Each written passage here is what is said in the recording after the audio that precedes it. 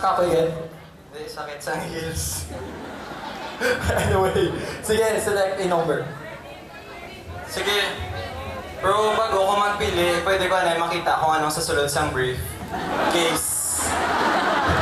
Case. Okay lang.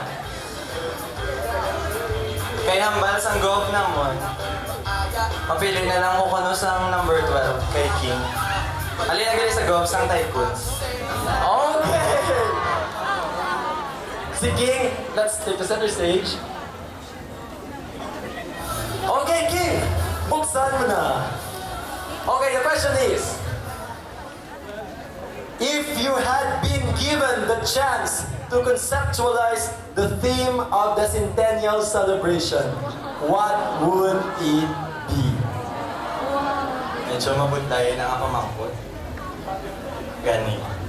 Pero bago ko masabat, hambal ko na nga everyone is entitled to their own opinion. So you should respect my opinion. And you could also share your opinion.